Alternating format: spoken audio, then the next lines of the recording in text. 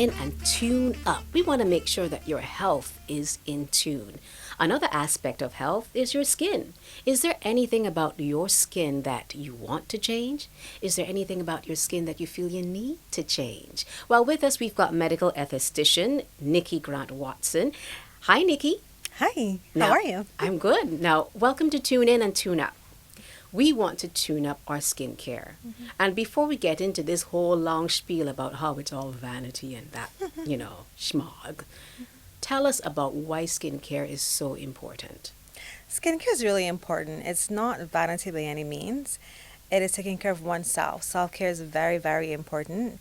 And it's like maintenance. You have your vehicle needs to be changed, not changed, the oil. The We oil want to needs to change be the oil. changed. It needs a tune up, and our skin needs a tune up. It's our largest organ, and we have to take care of it. It holds everything together. So it's very important to not see it as vanity, but a necessity. But you touched on the fact that the skin is our largest organ. But when we think about an esthetician, or even in your case, a medical esthetician, we think about the face. Yeah. Can you dispel that myth and give us a broad overview of what areas you cover in your profession? When it comes to medical aesthetics or aesthetics, it skin is everywhere. Skin is not just your face. Skin is your décolletage area. Skin is your back. Skin is your bum. We have acne on different points of our bodies, and it also brings with it a sense of insecurity for some persons. So we tend to treat skin in general, whether it's your face, it's your leg, mosquito bites, it could be eczema on the tummy, on the breast. This is all things that we can treat in the aesthetic setting. So when I look at a list of all the things that I did some research on pertaining to medical aesthetics and regular aesthetics, I saw areas such as microdermabrasions, botulinum toxic injections, aka Botox. I can stick with the word Botox. I think most of us know what that is. Laser hair removal, tattoo removal, chemical peels, face and lip fillers or dermal fillers. We're going to get on that. Skin lightening and permanent makeup. Well, like we said earlier, quite a number of these things sound pretty much external, visual things that enhance the visual appeal. But what are some of the medical areas that would prompt one to choose to have any of these done? Basically, skincare is not just physical. It could also be psychological. You may have a person who has really bad acne. Okay. It will mess with their self-confidence. They wouldn't feel as confident going into the world, whether it be work or a social setting. So when we think about skin, it's not just a physical thing. We have to look at the mental aspect associated with it. Until you have a particular issue, you'll kind of understand what I'm coming from. A woman who may have razor burns, what we call pseudofolliculitis Barbie, or other words known as ingrowns, she would not feel comfortable going on the beach to relax. And we live on an island, right? So these are things that really worrisome to some persons, and that's things that we can treat. As we get older, our skin cells slow down. It's part of the aging process.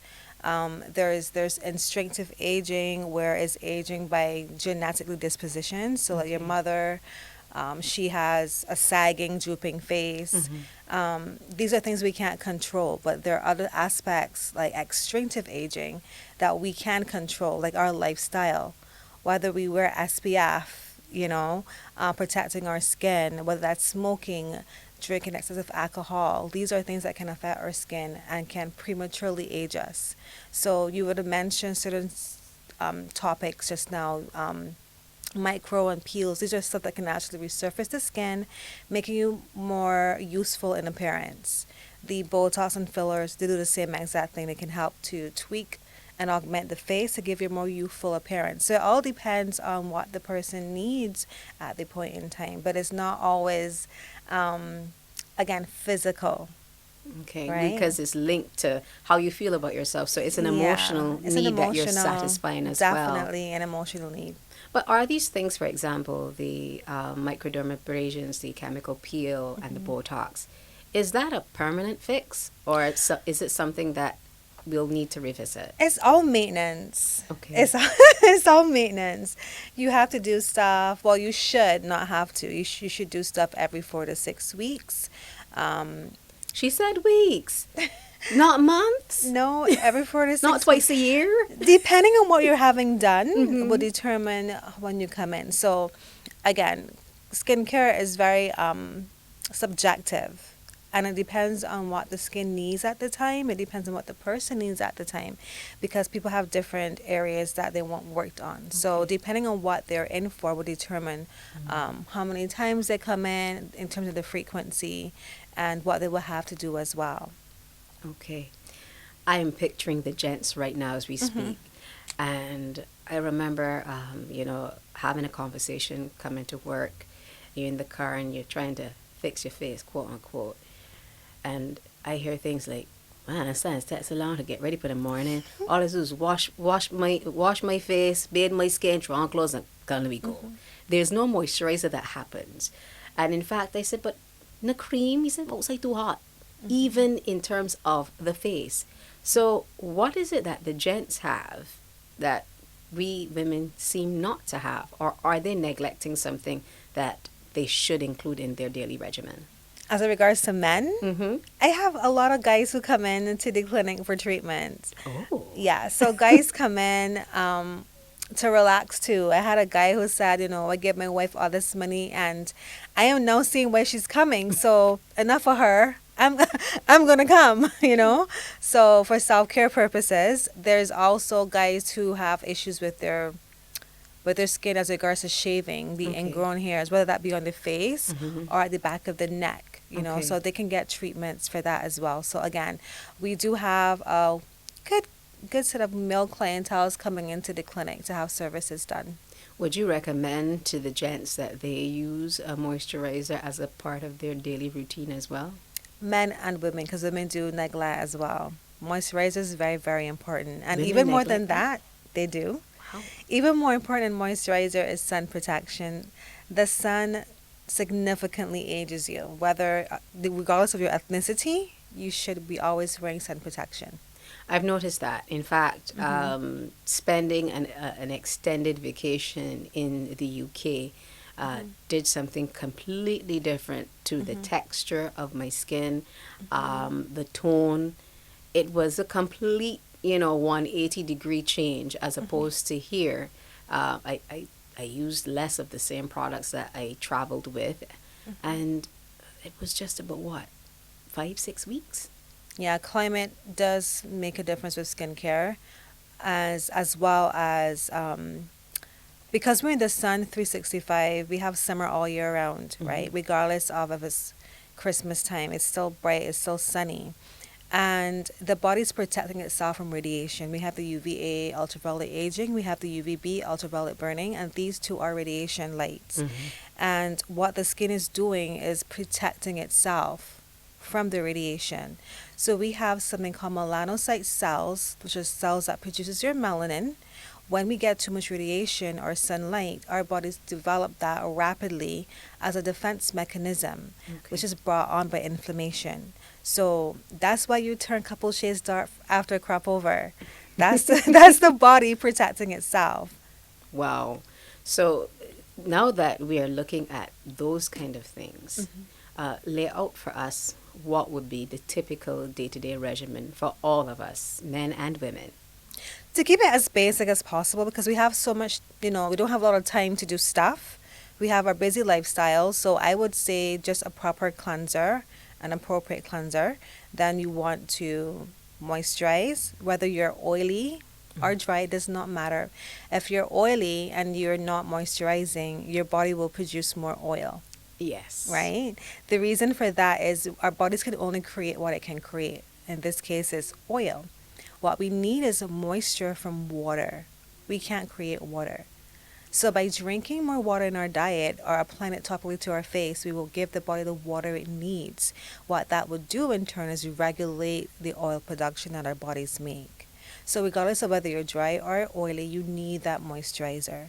And then to conclude for your daytime routine, I would implement a sunblock, whether you're indoors or outdoors. The reason being because our cell phones also emit radiation, our laptops also emit radiation, and these are devices that are staring us right in the face. So All we're getting day. that, yeah, we're getting that all day.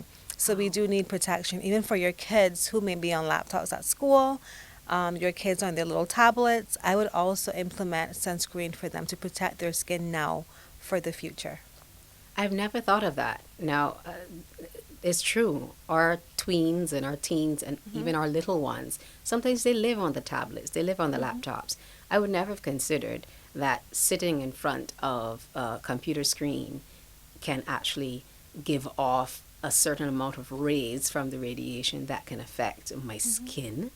Hello, hello.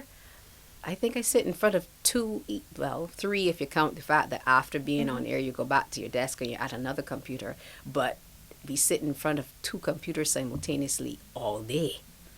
So that is a little scary because I think that I'm, cocooned in the comfort of an air conditioned box. Yeah, and no sunlight, And no but sunlight. the light is coming straight at you via your devices. So that's why it's so important for everyone to wear sun protection, whether you're indoors or outdoors. Make it a routine, make it a daily routine for you to implement in your lifestyle. It would definitely make a difference. You will age a lot slower.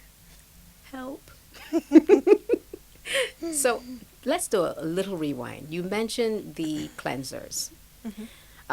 There are some of us, men and women, because I've noticed it for both, that don't feel clean unless they get that squeak.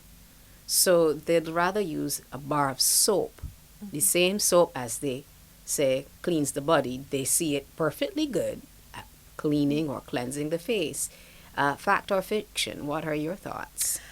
My thoughts about the cleanser as it relates to being squeaky clean is not a good thing. When it's Okay. squeaky clean, you're pretty much stripping the oils from your skin. What that will do again is create more oil.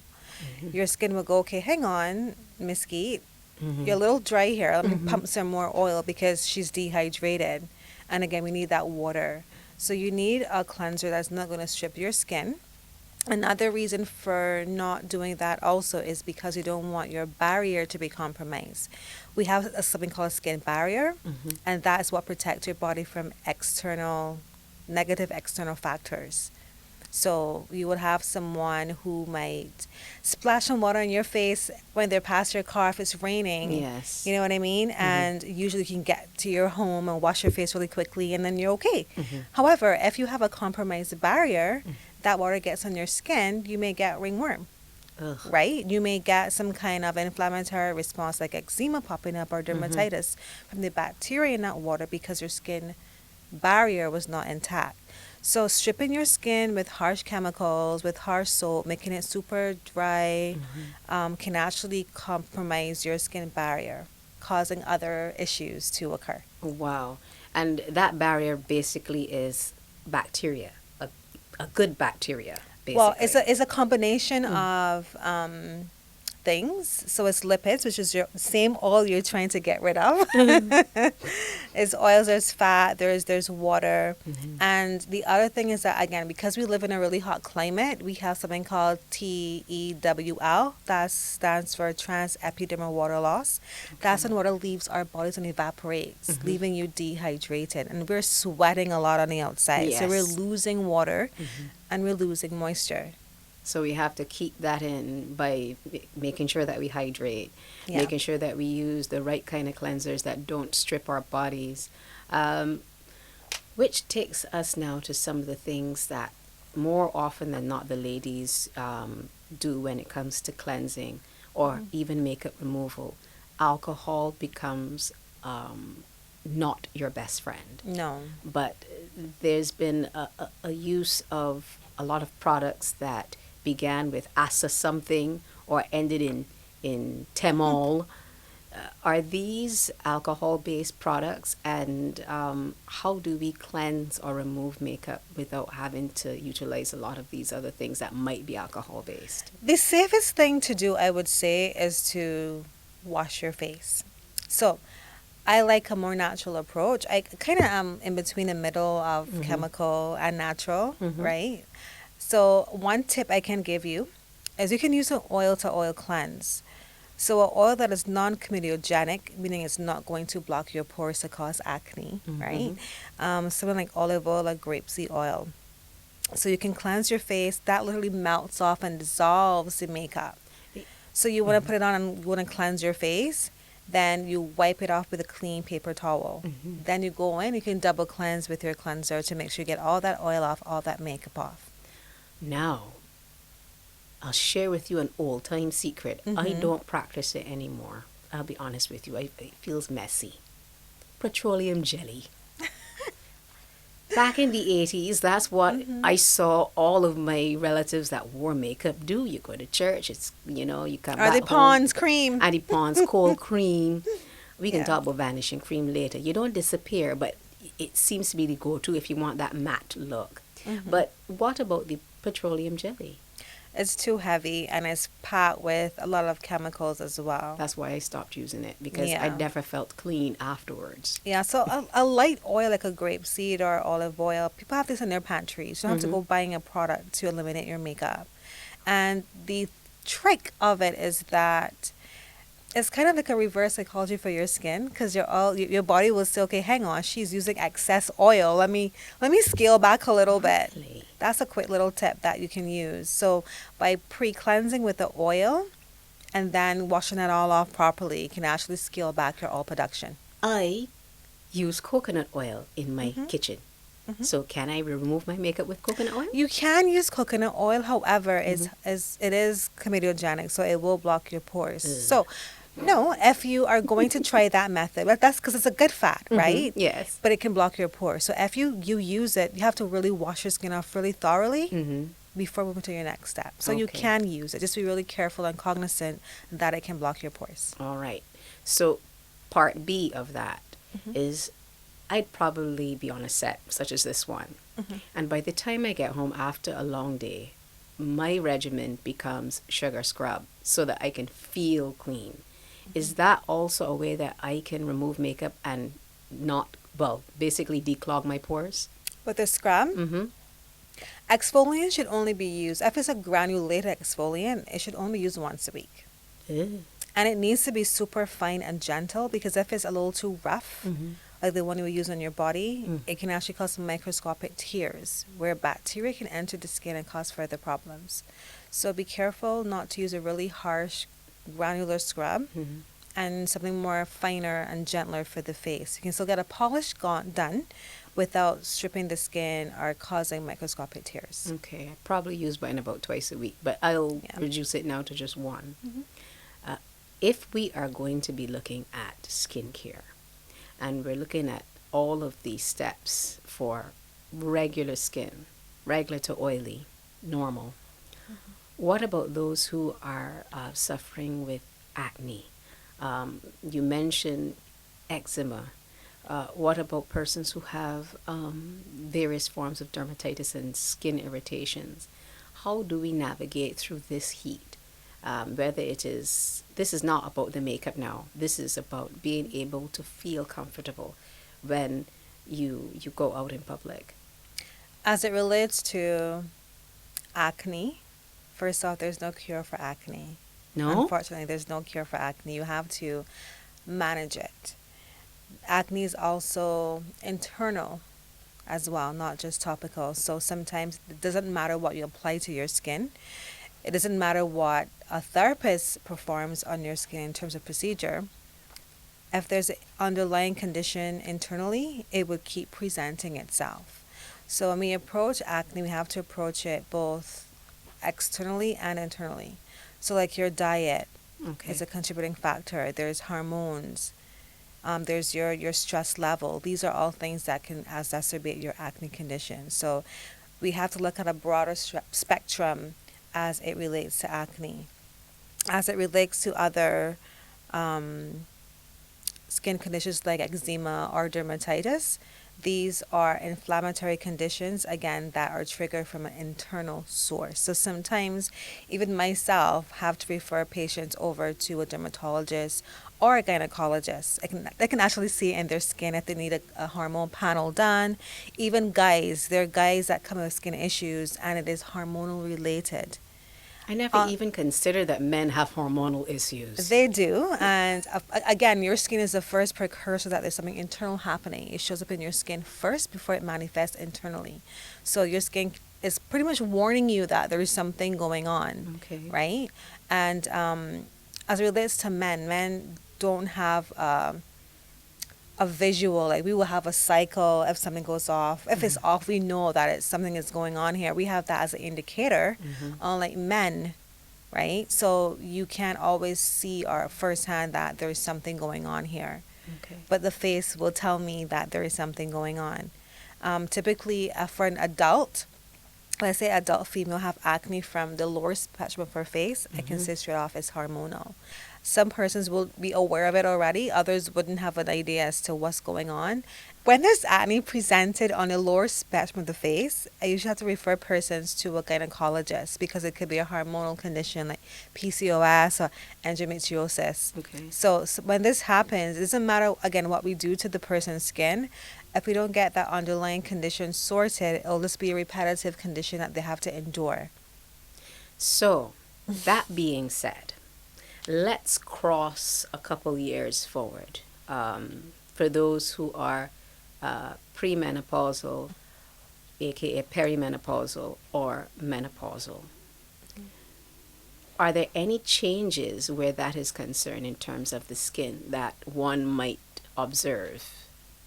Definitely. When it comes to perimenopausal or menopausal ladies, there are things that, you know, our elders don't always share with us that we should be preparing ourselves at least a decade before our parents went through it, right?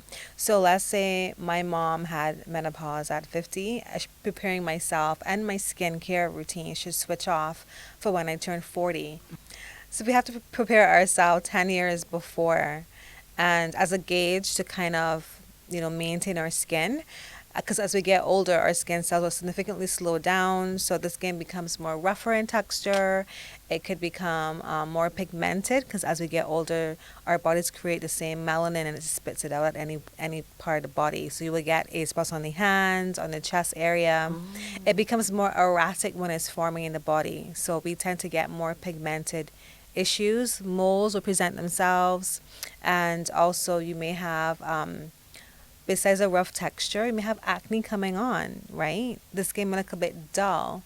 So you may have to change your approach in how you to take care of your skin.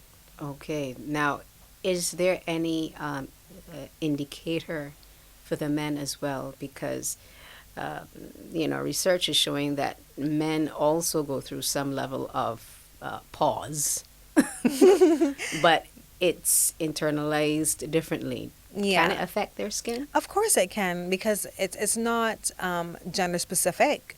Skin is skin, and it will slow down with, as you age. That's a natural formation of aging.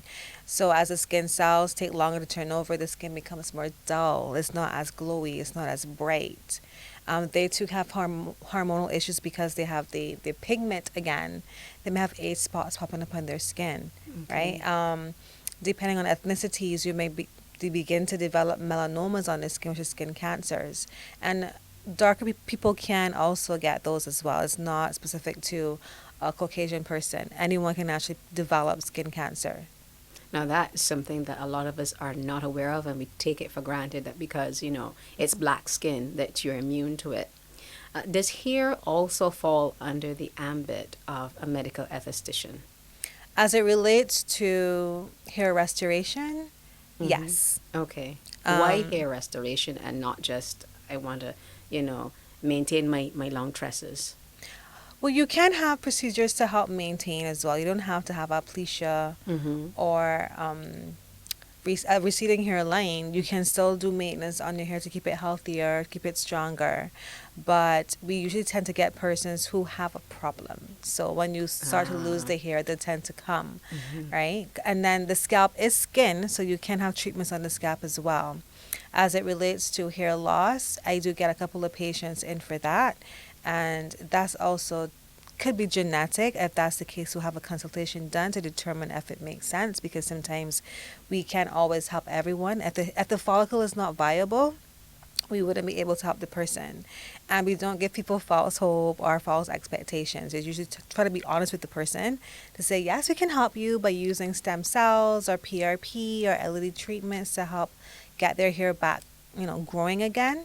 And for persons who have regular hair, I don't tend to get persons coming for hair treatments unless they have a specific problem.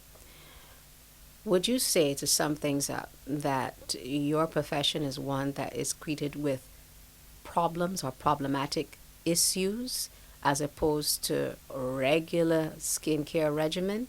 Yeah, so a regular esthetician is someone who would just, maintain a person's beauty, skin, hair, nails. For what I do is more clinical, and I tend to do with persons who have more of an issue. They have to have a problem, whether it be acne or bad acne scarring or pigmentation issues, or whether that be to have a youthful appearance, because there are persons who only want to have their peels done, and they'll tend to come to me more than they will go to a regular esthetician. Okay. You mentioned hair, skin, and nails. Some of us don't necessarily age as much in the face as we might do in our hands. I've got a colleague that says he can tell the age of a person by looking at the knees, particularly the ladies. But our hands give us away as well. Is this something that you also refer to? Yeah, we can do treatments on the hands for mostly to tighten the skin or to help with pigment again. But a tip would be when you apply your serums and your moisturizers to your face, add to the hands as well, and the décolleté and the neck, because I tell my clients all the time, your neck is your face. So incorporate that when you're doing your routines at home. Good stuff. And just a reminder for everyone out there, Niki has stressed that this does not only appeal to the ladies, it also appeals to the men. We want that the gents are just as handsome as we are beautiful. That's right. Skincare and health, another thing to tune in and tune up on. I'm Kimberly Skeete.